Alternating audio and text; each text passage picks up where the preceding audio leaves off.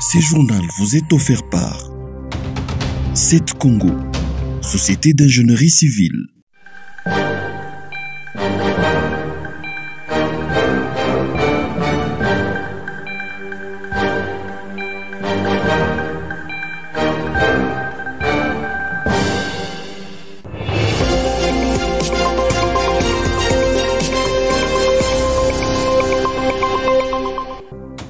De coups de feu ont été entendus ce mercredi sous l'avenue Uvira dans la commune de la Gombe à Kinshasa. Deux faits sont à la base de cette situation. Il y a d'abord un conflit parcellaire entre un certain monsieur Kamoul et son associé israélien. Ils se sont associés dans la construction d'un immeuble résidentiel. Selon des sources proches du dossier, le nommé Kamoul a tenté de tout prendre. Il a été esté en justice et gagné au premier degré. Son associé israélien lui a gagné aux instances supérieures. Le sujet israélien est venu sous les lieux avec les policiers de la Légion nationale d'intervention. L'objectif était d'opérer les déguerpissements conformément à un arrêté de la Cour de cassation, ce qui aurait donné lieu à des coups de tir d'armes automatiques.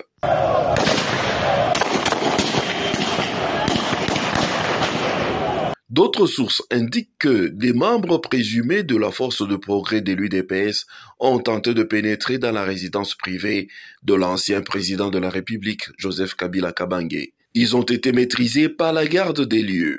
Olive Lembe Kabila s'est trouvé dans l'enceinte du bâtiment. Bon, je ne sais pas estimer, ils étaient au nombre de combien, mais ils étaient très nombreux. Les images, les quelques images qui ont été prises vers la fin, quand ils ont commencé à les maîtriser, mais sinon ils sont venus très nombreux. Il y a quelques images qui pourront témoigner de cette attaque. Pour d'abord brûler tous les véhicules qui se retrouvent ici à l'extérieur de la parcelle, et puis avec intention de forcer le portail pour rentrer jusqu'à l'intérieur de la résidence.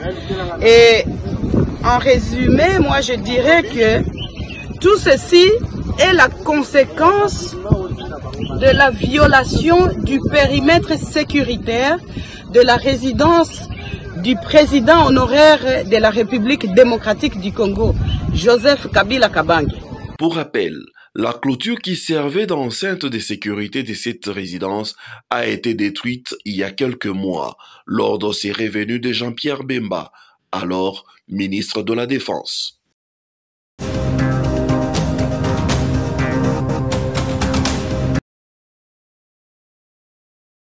Monseigneur Fulgence Muteba prend ses fonctions de président de la conférence épiscopale nationale du Congo ce 30 juillet à Kinshasa. Cérémonie de remise et reprise a eu lieu au siège officiel de la SANCO. Dans son discours, Monseigneur Marcel Outembi a souhaité la bienvenue au président entrant et a rappelé les contenus essentiels de son allocution devant l'Assemblée plénière de juin 2024. Cette séance de travail intervient un mois après l'élection des nouveaux responsables des structures de la SANCO. Permettez-moi aussi de réitérer mes vives félicitations pour la confiance que les archevêques et évêques membres de la SANCO ont placée en votre personne.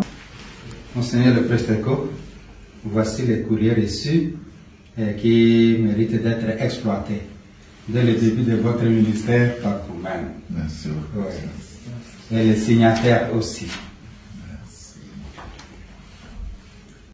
Le secrétaire général de la SANCO, Monseigneur Donatien Cholet, dit que cette signature de passation des commandes est un acte administratif. Encore une fois, l'occasion pour moi d'exprimer ma fierté de notre Église. Je l'ai fait à l'occasion de l'élection du président qui a été votée alors qu'il n'y avait pas de candidat, qui a été voté au premier tour à plus de 2/3 de voix. Ça signifie que la SANCO est unie, ça signifie que c'est la continuité et c'est ce que nous encourageons aux autres institutions. La cérémonie s'inscrit dans l'ordre de redynamisation de la SANCO.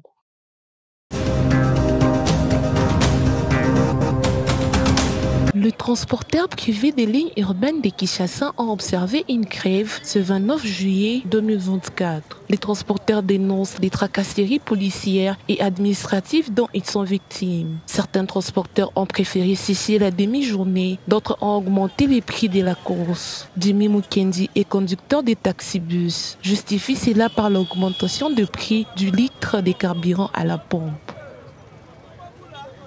Carburant est loin à 10 000 francs, tout le monde le connaît.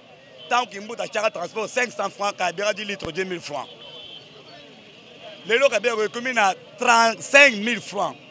Nous avons 500 francs. Pour nous, nous avons des chauffeurs. Nous avons des chauffeurs, des receveurs, tout ça. Et bon, on a rabana. Il faut t'arrandaku. Mais l'autre est à combattre. Classe abana, l'autre est à combattre. Mais pour nous, nous avons un transport. C'est que nous avons congolais.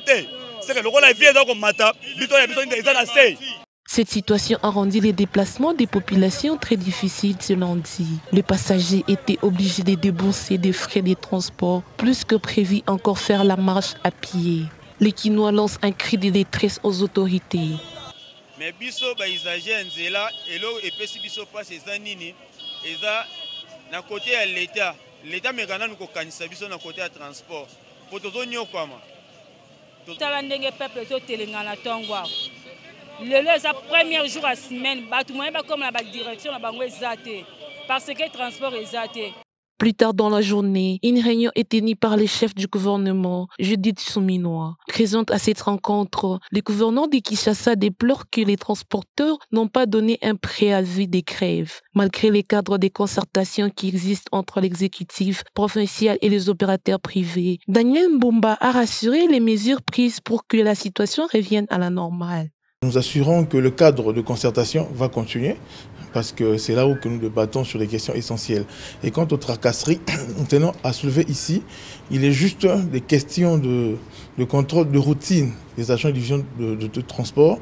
Et d'ailleurs, cette mission-là ne concerne que alors que la pratique de affichage des itinéraires pour éviter les demi-terrains et affichage aussi de prix. Au cours de cette réunion, une autre grève des agents Transco a été traitée. La première ministre instruit son gouvernement à apurer 2 mois d'arriérés des salaires des employés et approvisionner la société en carburant.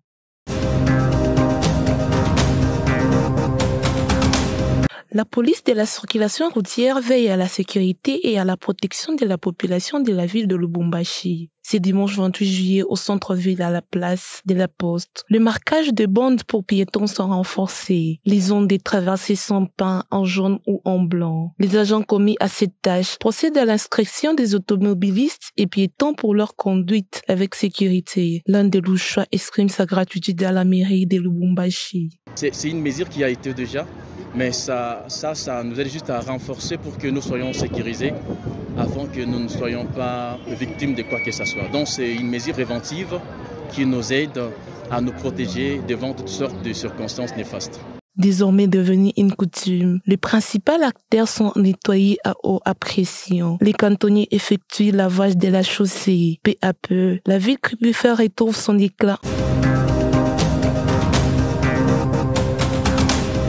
Dans la ville de Lubumbashi, en pleine crise de chômage, chacun essaye de trouver un moyen de vivre. Au sud-ouest de Lubumbashi, hommes et femmes s'activent chaque jour dans une carrière artisanale de moellons, sable et gravier de toutes dimensions. Ces matériaux de construction permettent aux uns aux autres de subvenir à leurs besoins et de nourrir leur famille. Yannick Moufouata est célibataire. Avec ses muscles, il peut exploiter jusqu'à 6 mètres cubes de moellons par jour. Donc, quand ça fait mon avis papa à Mouchanga.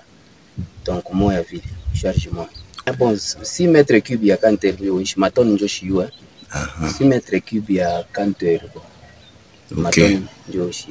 Bon, kukata kwa pengine pia mambo kukata mimi shikataki mimi kupandisha tu kukata nayo shona mpaka hivi deja kwa mtu deja shakata yego deja morepo mimi kupandisha donc kila mtu ana kazi yake kwa kukata na kupandisha. Le travail de la carrière s'est fait le plus souvent en équipe. Aimé Bilonda est célibataire, mère de 2 enfants. Elle gagne jusqu'à 30 000 francs congolais par jour.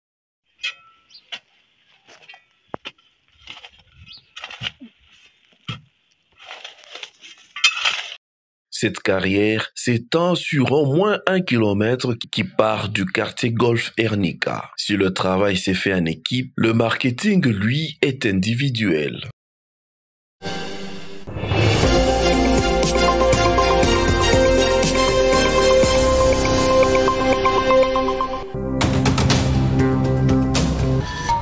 Ce journal vous est offert par 7 Congo, Société d'ingénierie civile.